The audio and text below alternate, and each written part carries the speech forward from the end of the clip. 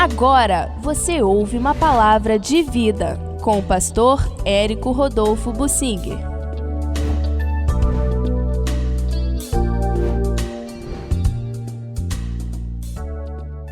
A dificuldade, os israelitas foram buscar o Jefité, a quem eles haviam expulsado. As pessoas fazem coisas sem pensar. Quando estão juntas coletivamente, pior ainda, porque o ânimo exaltado de um grupo de pessoas faz com que eles se comportem como uma manada de bois quando há o estouro da boiada. Os bois não obedecem a mais ninguém. Eles saem com aquele peso todo de cada um, aquela massa de bois, isso é chamado o estouro da boiada, e eles vão em disparada, estão agitados os bois. Eles passam por cerca, derrubam muro, derrubam casas, eles derrubam qualquer coisa. A manada enfurecida ou apavorada, ou com medo, ou fugindo, correndo, é algo impressionante. Os seres humanos não são muito diferentes, não. Por exemplo, dentro de um cinema, um grande auditório, alguém grita lá, fogo! Olha, corre o risco de pessoas acreditarem, começarem a fugir. Depois que umas 10 ou 20 fugirem, as outras todas, centenas de pessoas que estão ali no auditório, vão fazer o mesmo e vão engarrafar as saídas e vão se pisotear. Vai ser algo complicado. A mesma coisa acontece em eleições, quando há um boato que cola e as pessoas acreditam, enfurecidos, os eleitores votam em determinada pessoa mesmo sem ter avaliado as características daquela candidatura. E assim, as pessoas são influenciadas psicologicamente, emocionalmente. Os israelitas, num ímpeto de moralismo, legalismo, expulsaram o Jefité lá da Transjordânia, a região chamada de Gileade, conquistada das tribos ali de Seom, rei de Esbom, e o Og, rei de Bazã, e aquilo foi distribuído pelas tribos de Ruben, Gade e metade de Manassés. Por direção de Deus, os israelitas ficaram proibidos de atacar os amonitas e moabitas, descendentes de Eló, que posteriormente se tornaram inimigos de Israel. E aquelas tribos viveram uma situação assim de equilíbrio. Eles pertenciam ao país Israel do lado de cá, do Jordão, mas estavam mais próximos de Moabe e Amon do lado de lá, do Jordão. E sem falar na Síria, os que estavam mais ao norte. E assim, eles estavam mais próximos de outros povos, embora pertencessem a Israel do lado de cá.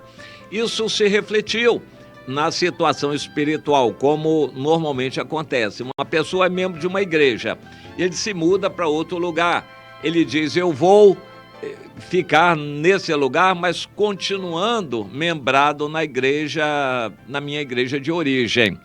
Com o tempo ela se esfria, arranja outra igreja ou se afasta do Senhor e aquela ligação não se mantém. Isso é muito comum, longe dos olhos, longe do coração. Num casamento também acontece muito disso. O homem diz, eu arranjei um emprego em tal lugar, mas como não dá para levar você, minha mulher e a família, eu vou sozinho, depois eu vou buscar vocês.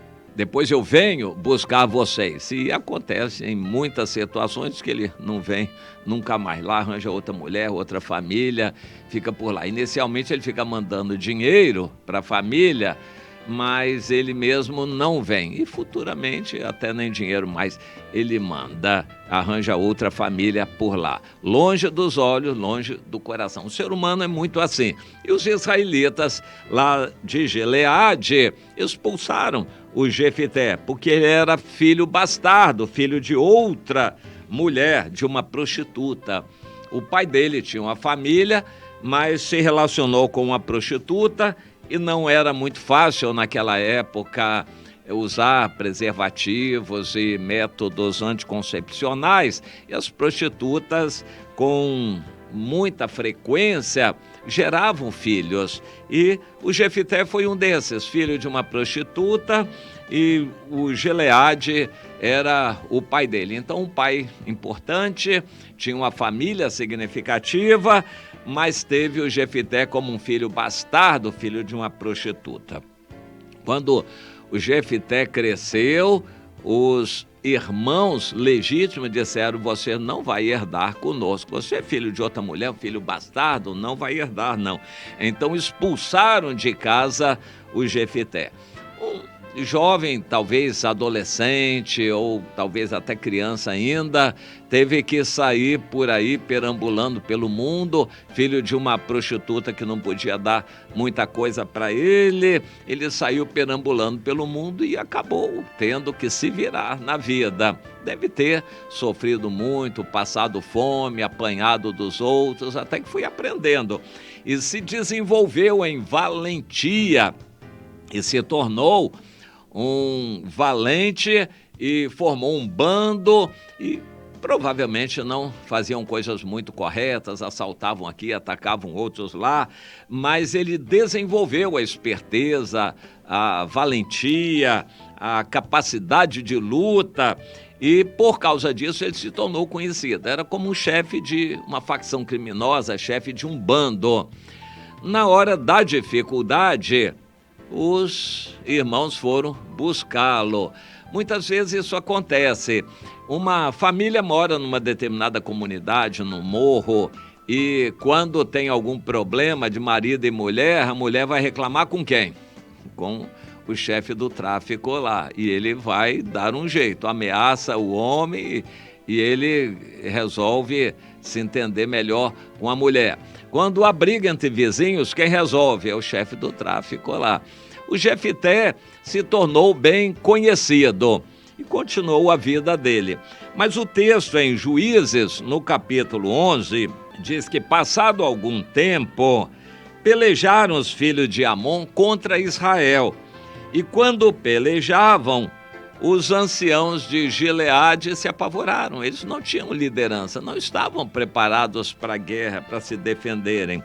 Os amonitas eram vizinhos e se fortaleceram, enquanto os gileaditas se enfraqueceram. E eles já nem se identificavam tanto com a tribo, se era Ruben, se era Gade, eram israelitas de Gileade. Inicialmente, Gileade era mais ao norte, a terra de Manassés, mas acabou englobando tudo aquilo e eles chamavam genericamente de Gileade, o outro lado do Jordão. Os anciãos se apavoraram com a ameaça dos amonitas e foram chamar o Jefité. O Jefité disse: escutem, vocês me expulsaram, agora vocês querem que eu volte, que eu lute por vocês? Vocês não me quiseram. Não, mas agora nós nos humilhamos e erramos, realmente foi um erro nosso aquilo, mas vem e ser o nosso líder agora. Ah, é? Se eu voltar e se Deus entregar os inimigos nas minhas mãos, então eu vou ser o líder de vocês? Isso aconteceu. Eles concordaram, no desespero a pessoa concorda com qualquer coisa, infelizmente, né? Antes se expulsaram, agora o Jefité era muito importante para eles. Eu quero lembrar isso para você. A gente não deve desprezar pessoa nenhuma. Alguém que está caído no chão hoje na rua, amanhã pode ser uma pessoa muito importante. Alguém que hoje é uma criança meio chata, enjoada, que você aparentemente despreza, amanhã ele pode ser um grande líder, um grande vulto, uma pessoa importante. Não despreze ninguém. Por mais simples e humilde, por mais inculta que uma pessoa seja, pode ser analfabeta, ele pode vir a ser alguém muito importante, decisivo em um momento difícil na sua vida. Aprenda a valorizar as pessoas, isso é sinal de humildade. Humildade é definida como isso, como você se vê em relação aos outros. Você reconhece valor nos outros também. Você não é o tal, o sabe tudo, o sabichão, o forte, o valente, o capaz, o esperto que resolve tudo. Aprenda a ver valor nas outras pessoas também.